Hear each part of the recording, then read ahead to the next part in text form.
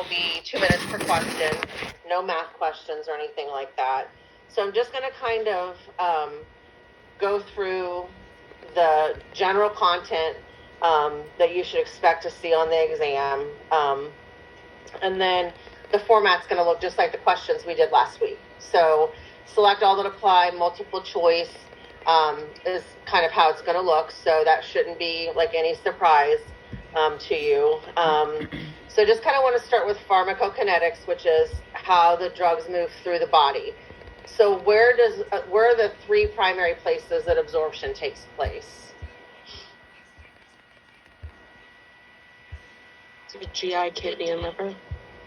The GI, the skin, and mucous membrane. So if you remember, absorption is how the drug gets into the body, and then to getting to the bloodstream. So it's from the point where the route of administration, whether it's, and I'm trying to get out of jeopardy. Yes, I want to quit. Stop asking me questions. So however it's being administered is the absorption piece of it. So from the time that it's applied or enters the body to the time it gets into the bloodstream is the definition of absorption. And so on that first week, there was that chart where we talked about like what's the definition, where does it happen, and what kind of things impact it. So specific to absorption, like if it's skin absorption, what kind of things do we have to be concerned about for the medication to be absorbed appropriately? Like hair on your skin? Hair on your skin. So if it's a patch, that's certainly going to be a problem. We're going to talk about that when we get to week 2. But if you're rubbing in like an ointment, like that's really thick, like the consistency of Vaseline. So if you're rubbing that in, it might actually stick to the hair and not absorb to the skin. So the presence of hair would be one thing. What else would we maybe need to worry about with skin? Are we worried about skin integrity in general? Any cuts or anything? Yeah, so any openings or cuts on the skin, we have to be concerned with that as well. With mucous membranes, we're concerned with like the mucous membranes being dry. So like if somebody's really dehydrated and their mucous membranes are dry, if we put something under their tongue, like it's not going to dissolve. So we want to make sure they're moist enough for the medicine to dissolve. And then, like I said, most of the time it's happening in the GI tract, which kind of opens up another door. So we're worried about more than just, So we're worried about the pH in the stomach. People who take things to change the pH in their stomach. So any GI-related drugs like antacids or medicines that we give to people for GERD can change the pH in the stomach, which can change the ability for the drug to absorb. It may interfere with the absorption. Presence of drugs, like so if they take 8 drugs in one, in the morning, taking all those together, it may take longer to absorb those. The presence or absence of food, like there's been times already that we've talked about, either eating it with food or taking it with food or not taking with food, and that's important for them to follow those instructions.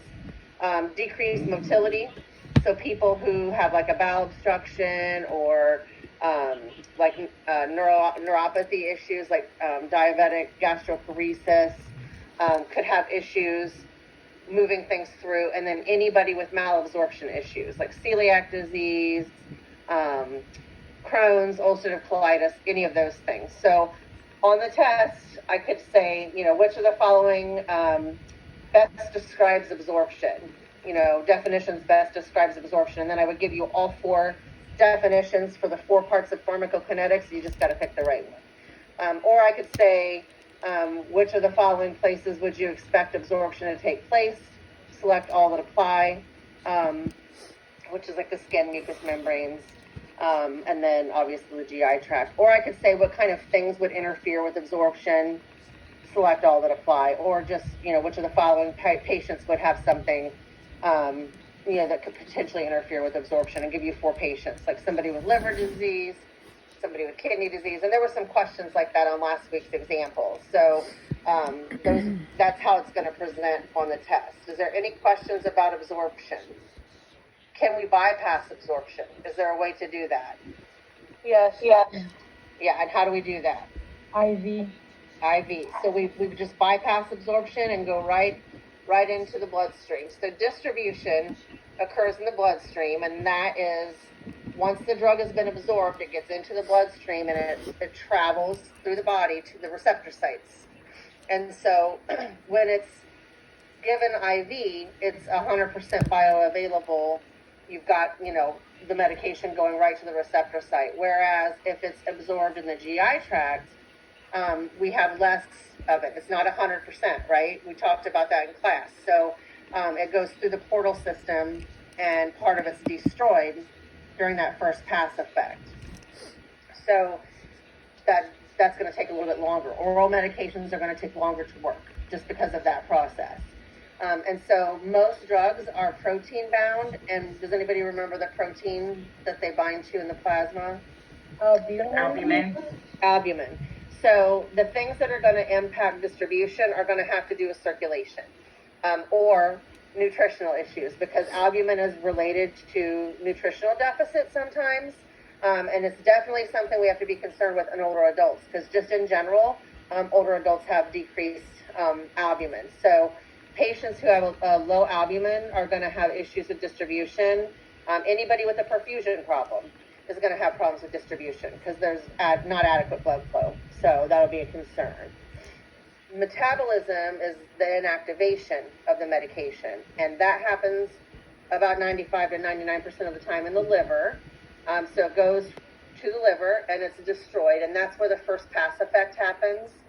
And so there's two labs that we monitor for liver function, and those are AST and ALT. Does anybody remember the levels for that? AST is 10 to 40, Yes, and ALT 7 to 56. correct. And so on the test, I might say to you, which of the following labs would you be concerned with related to metabolism? It's going to be one of those two labs higher than those two limits. And it's not going to be like 57. It's going to be like 80, 90, 140. It's going to be something really out of bounds. So that's the first three parts. But what if those levels are elevated? If the AST and ALT are elevated, what does that mean for their medication dosage? You decrease the medication dose. Yes, you guys know a lot more than what you think. So I feel like you're pretty prepared. So the last part is excretion, which is how the drug leaves the body. It can be excreted in feces, but most of the time it's kidney dependent, so it's excreted through the kidneys. What lab do we check for that? Creatinine. Creatinine. And does anybody remember the level for that? 0.6 to 1.2. Correct.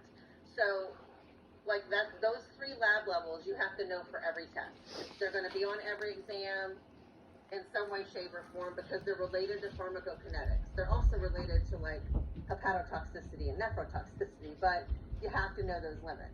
So that is important that you know that.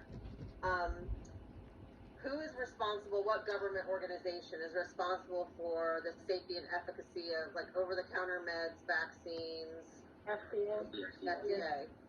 And once things have went through the clinical trial phases and they're going to be put on the market for public use, what organization decides what is a controlled substance and which schedule it fits into? DEA. The DEA. And once you guys get into clinical practice, how is the DEA going to impact what you do every day? If you're giving controlled substances, what are you going to be doing over and over throughout your shifts? Counting them.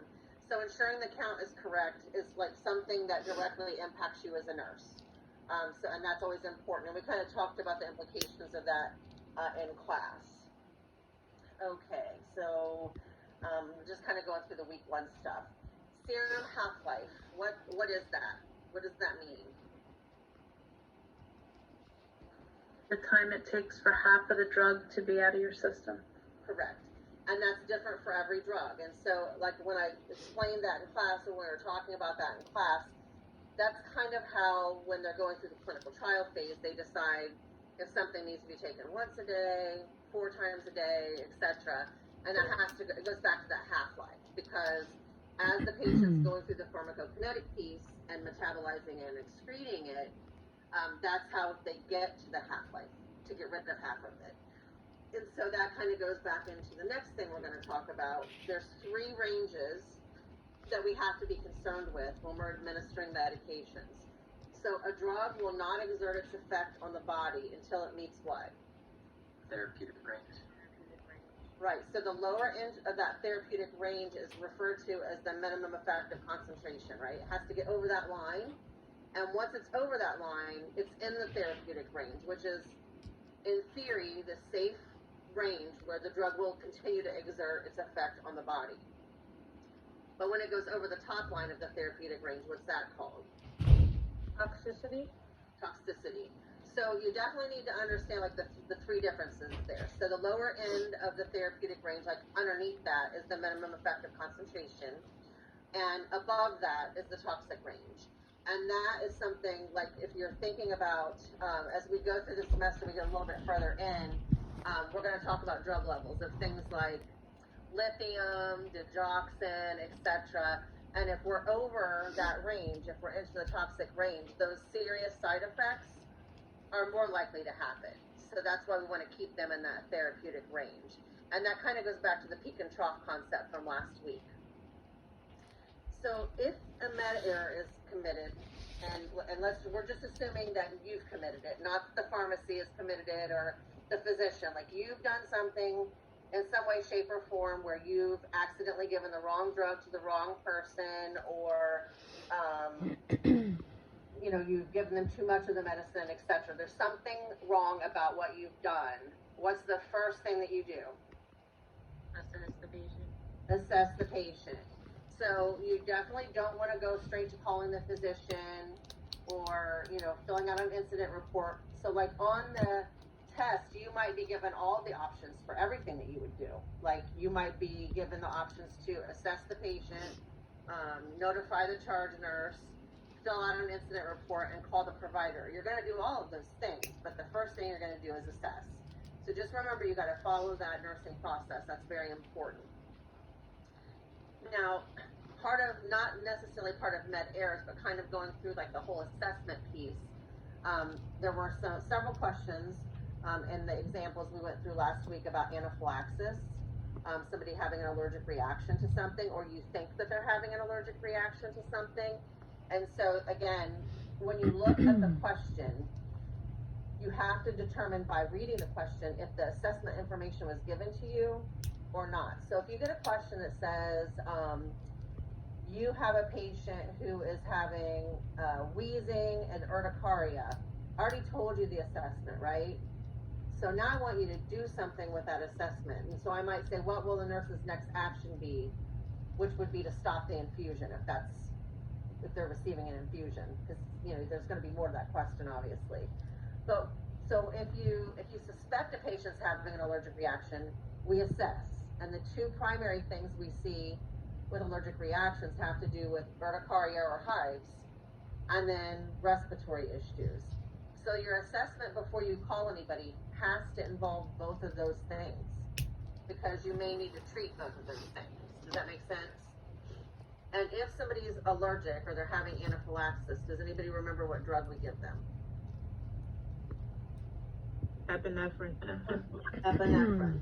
And that's the safety thing. You're going to see that on multiple exams. Epinephrine is administered to people having an allergic reaction. And then when we were in class, we were talking about immediate release and versus extended release. And then like the immediate release, of course, is things that can be crushed. Or if it's a capsule, it can be opened, and it can be put in a liquid or food, etc. That's acceptable. But if it's XR, ER, XL, SR, any of those things, that means it's extended release. And so, can you crush that or open the capsule? No. Okay. So, and then again, that's a safety issue, because if you do that, it would constitute an overdose, because they're getting something that was intended to go over 24 hours or 12 hours, and they're getting all of it now, if you do that. But one thing we didn't talk about in class, and I just wanted to bring it up, which I think you may already know this, but what does enteric coating mean? Like if you buy aspirin that has enteric coating on it, what does that mean? So that when it gets into the stomach, it doesn't, the acid of the stomach doesn't, like, I guess it doesn't become active in the stomach with all the acidity of the stomach. Am I saying it right? Yeah, you're right. You're on the right track. So what that means is it's got like what they refer to as like a polymer. It almost looks like it's been wrapped with some sort of like plastic sheath. And so what happens is it goes into the stomach, and the pH of the stomach will start to gradually break down that polymer. But if it's a drug that, and aspirin is one that's very highly, you'll see enteric coated all the time when you go to the store. That's very toxic to the stomach, and so they put that polymer on there so that it will start to dissolve in the stomach, but it will actually break down more when it gets into the intestine, so it will cause less issues in the intestine. And so you have to treat enteric coated medications just like extended release. Like, you can't crush them. It's impossible to do. I mean, you could do it if you banged on them hard enough, but you're destroying the purpose of the enteric coating if you do that. So enteric coated medication, extended release medication, you need a different formulation. So just want to make sure that I brought that up, because I know I didn't talk about that in class. And then lastly, with week 1, like pregnancy category X, what's that mean? It's a teratogen. It's a teratogen. So if a patient, and I could present the question multiple times, and I will throughout the semester, because we're going to be talking about category X stuff repeatedly. You want to make sure that they're on birth control if they're taking anything that's category X. So the answer is never to abstain from sex, because if they're taking something that they're going to have to take for 10 years, that's just an unreasonable thing to try to teach a patient. So making sure that they understand they can't get pregnant is important. But on the flip side of that, you also can't tell people that they can never get pregnant. So the other part of that is, if patient, they need to know that they can't get pregnant, but if they desire pregnancy, they have to talk to their provider, like before they try to attempt pregnancy, because they may need to switch them over. There's a lot of psychiatric meds or other medications that there's a transition period where it takes some time to move them from one regimen to another, and we want them to get pregnant during that period of time, and then they would be told when it would be safe for them to try to get pregnant. So just making sure they understand they got to protect themselves from pregnancy, but on the flip side of that, if they're anticipating trying to get pregnant, it requires some planning. They just can't stop the medicine and decide, okay, well, that's what I'm going to do. So that would be something else that you would want to teach. But the answer is never going to be to abstain. That's like unreasonable to tell an adult to do. Is there any questions about week 1 stuff? Does everybody feel pretty comfortable with that information? Kind of basic information that we kind of keep reiterating. So there were 2 medications that we talked about for migraines. There's a lot about those medications that are the same, and then there's a couple of things that are different. So ergotamine and triptans were the 2 drugs that we talked about for migraines, and those drugs are given as abortive therapy, meaning that they don't take them unless they're starting to experience the migraine. So those patients both patients on both drugs would be instructed to take the medication at the beginning of the aura, because some people have an aura, and if they don't experience auras, they would take it at the onset of the headache, because if they wait an hour or 2, it's not going to be as effective. Both medications should not be taken by pregnant women, so that would be something else that would be important to teach them. These drugs are vasoconstrict, so we definitely want to be looking at medical history, specifically for cardiac-related things, because any cardiac-related things could precipitate a cardiac event or some sort of circulatory problem, like stroke or peripheral vascular issues. So those are things that are kind of like the same about them. The things that kind of separate them a little bit would be ergotamine and how that's administered. Ergotamine is taken under the tongue. It's not chewed, it's not swallowed, it has to be taken under the tongue. And the triptans are taken in a variety of ways. They can be taken under the tongue, they can be injected, it can be like a nasal spray. So there's different ways that can be ingested or taken. The other thing that makes ergotamine a little bit different is that it actually stimulates the vomiting center. So patients do need to be warned that you probably are going to get sick when you take ergotamine. It's kind of expected. It's not something that we desire to happen, but the drug stimulates the vomiting center. Both of the patients, when they have migraines, should be like taking the medication and either lying down or sitting down, because we want them to decrease their activity, cause some issues with dizziness. And then both medications have like a weird side effect. So ergotamine has that ergotism, right? Which is where their extremities, upper and lower extremities, get very cold and painful. And that has to do with the vasoconstrictive properties of the drug. Whereas the triptans has that coronary vasospasm, which affects the upper extremities. They just feel the chest gets real heavy and their arms get real heavy, and both of those types of reactions should be reported. And then lastly, with triptans, they have a 24-hour dose limit. So if you're talking to the patient, that's just making them aware there's a 24-hour dose limit. They should not exceed that. And that goes back to the whole vasoconstrictive properties, because if the patient exceeds that, and they could vasoconstrict too much and then, have an event. So those would be some important teaching pieces for the migraine meds. Ibuprofen and acetaminophen. So with acetaminophen, tell me everything you know about acetaminophen. It doesn't work for inflammation. No, for pain and fever. Pain and fever. Is there a daily dose limit? Yes. And what is it? 4,000 milligrams or 4 grams. Okay, so that information is obviously important. If a patient is taking acetaminophen, what should they be taught to avoid overdose, an unintentional overdose? Other drugs with acetaminophen. Correct. They gotta read labels, especially if they're sick, because that's usually when it creeps up, because all the cold preparations have acetaminophen in them. So if they're taking acetaminophen for fever, and then they're taking like Tylenol cold or Sudafed cold, NyQuil, Dayquil, etc., they could be exceeding that dose. So that would be important. And if they're taking Tylenol on a daily basis, what part of the body are we concerned with as far as Liver. Okay. And you all know the side effects of liver failure, right? Right upper quadrant pain. You should be regurgitating that in your sleep all the time, because something is on every test. So we would be looking for that, making sure that they are reading labels.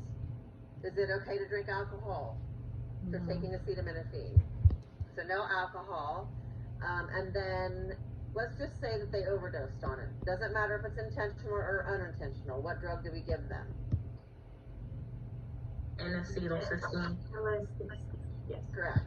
So the thing that kind of gets people, like, because you study and you prepare, and then you sit down to take the test, and some people panic. But like, you guys know everything that we're talking about. Like, everybody seems to know, and seem to be prepared. And if you felt comfortable with the questions last week, you should be fine for the test. But it seems like the lab values, any kind of antidotes, tend to like get people confused when they sit down to take the exam. So when you walk in, write that down. Like, write that down as soon as you sit down, so that you don't forget that. Because that's when you're freshest. You don't want to be trying to think about it 3 pages into the exam and start to have a panic attack. So that's kind of like acetaminophen in a nutshell. Now, IV or NSAIDs are separated into selective versus non-selective. And the selective, it inhibits COX-1 and COX-2. And what is it about COX-1 that concerns us? GI upset. GI upset and gastric ulcers, and the bleeding tendencies that could occur, like elsewhere. And so for that reason, people who are taking any NSAID should not take that with anticoagulants, because that also thins the blood out. So should not be doing that. People who have a history of peptic ulcers or GI-related issues should not also be taking the non-selective NSAIDs, because that could precipitate another ulcer to develop. But if they are, like most of us, normal, not having any GI issues, it's probably still going to upset their stomach a little bit. What would you tell them to do before they take it, or when they're taking it, to avoid the GI upset. Take with food. Take it with food, like have some crackers or eat it, do it with a meal, because that'll minimize the GI upset that they would experience. Now, Selexicab is the specific, the selective NSAID, and that is a drug that inhibits mostly COX-2 and less COX-1. So it's GI protective. And what if a patient asks you, like, what's the benefit of taking this prescription drug instead of just going to the pharmacy? Like, what would your response be? You got it? Less GI upset, less probability for ulcer development. And if they're going to be on it for the long term, selective NSAIDs are usually only taken once a day. Like Selexicab is one time a day. Whereas if you're taking over-the-counter ibuprofen, it might be 3 times a day. So you're taking more medications throughout the day, which is more opportunity to upset your stomach and cause issues. So people who need to be on it for long term, like any kind of orthopedic issues, like OA, RA, something like that, the selective is usually preferred. But regardless of selective versus non-selective, what organ are we worried about? The kidney. So these patients, we need to be checking creatinines, whereas the acetaminophen patients, we're looking at liver function tests. So just making sure, you remember, kidney is NSAID, and liver is acetaminophen. That seems to be something that people get confused, like right when they sit down to take the test. Is there any questions about acetaminophen, ibuprofen, triptans, ergotamine, any of those meds? Okay. Opiates. Obviously, we're using opiates for moderate to severe pain. What are some precautions that we need to think about with people when we're giving them opiates, and why? Like, what would be the reason why we would maybe be watching them a little closer?